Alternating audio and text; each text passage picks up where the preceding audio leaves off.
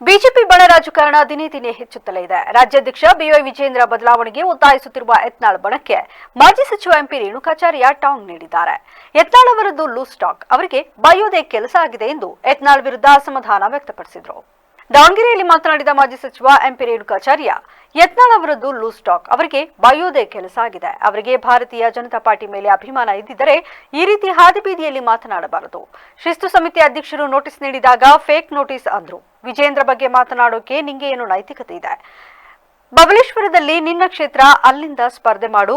ಅದನ್ನ ಬಿಟ್ಟು ಪ್ರಭಾವಿ ಸಚಿವರ ಜೊತೆ ಹೊಂದಾಣಿಕೆ ಮಾಡಿಕೊಂಡಿದೀಯಾ? ಕುಟುಂಬ ರಾಜಕಾರಣ ಅಂತ ಮಾತನಾಡುತ್ತೀಯಾ? ನಿನ್ನ ಮಕ್ಕಳನ್ನ ಸರ್ಕಾರಿ ಕಾರ್ಯಕ್ರಮದಲ್ಲಿ ಕರೆತರ್ತೀಯಾ? ಈ ತಿಂಗಳು 12 ತಾರೀಕು ಸಭೆ ನಿಯೋಜನೆ ಮಾಡಿದ್ವಿ, ಆದ್ರೆ ಅಧ್ಯಕ್ಷರು ಬೇಡ ಅಂದ್ರು. ಅದಕ್ಕೆ ಸುಮ್ಮನೆ ಆದ್ವಿ. ನಾವು ಪಕ್ಷಕ್ಕೆ ಅಧ್ಯಕ್ಷರಿಗೆ ಗೌರವ ನೀಡ್ತೀವಿ ಎಂದ್ರು. ಮೂರು ಮತ್ತೊಂದಿರೋರಿಗೆ ಏನು ಹೇಳ್ತಾರೆ, ತಂಡ ಅಂತೀರಿ. ಮಾಧ್ಯಮ ಸ್ನೇಹಿತರು ನೀವೇ ತಂಡ ಅಂತೀರಿ. ಅವರು ನಿಮ್ಮ ಮೇಲೂ ಅರಿಯಾಯ್ತಾರೆ, ಪಕ್ಷದ ಮುಖಂಡರ ಮೇಲೂ ಅರಿಯಾಯ್ತಾರೆ. ಯಾರಿಗೆ ಬಿಡಿದಾರೆ ಅವರು? ಯಾರಿಗೂ ಬಿಟ್ಟಿಲ್ಲ.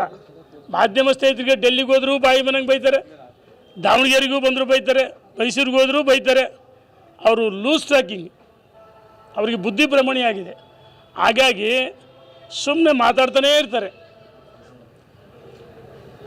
ಅವರಿಗೆ ಭಾರತೀಯ ಜನತಾ ಪಾರ್ಟಿ ಸಂಘಟನೆ ಬಗ್ಗೆ ಗೌರವ ಇದ್ದರೆ ದಾರಿಲಿ ಬೀದಿಲಿ ಮಾತಾಡ್ತಾ ಇರಲಿಲ್ಲ. ಅವರ 1 ಪಾಯಿಂಟ್ ಅಜೆಂಡಾ ಯಡಿಯೂರಪ್ಪನ ವಿಜೇಂದ್ರ ಟೀಕೆ ಮಾಡಿಬಿಟ್ರೆ ಇನ್ನೇನು ಗೊತ್ತಿದೆ ಅವರಿಗೆ? ಸುಮ್ಮನೆ ವಕಫ್ ನೆಪದಲ್ಲಿ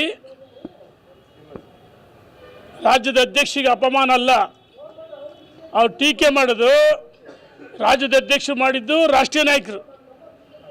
ರಾಜ್ಯದ ಅಧ್ಯಕ್ಷರು ಟೀಕೆ ಮಾಡೋದು ಬಂದೆ, ನಮ್ಮ ರಾಷ್ಟ್ರೀಯ ನಾಯಕರಿಗೆ ಅಪಮಾನ ಮಾಡೋ ಬಂದೆ. ಈ ಹಿಂದೆ ನೋಟಿಸ್ ಕೊಟ್ಟಾಗ ನನಗೆ ನೋಟಿಸ್ ಕೊಟ್ಟಿಲ್ಲ ಅಂತ ಹೇಳ್ತಿದ್ರು. ಫೇಕ್ ನೋಟಿಸ್ ಅಂದ್ರೆ ಯಾರಾದರೂ ಫೇಕ್ ನೋಟಿಸ್ ಕೊಡೋಕ್ಕಾಗತ್ತಾ?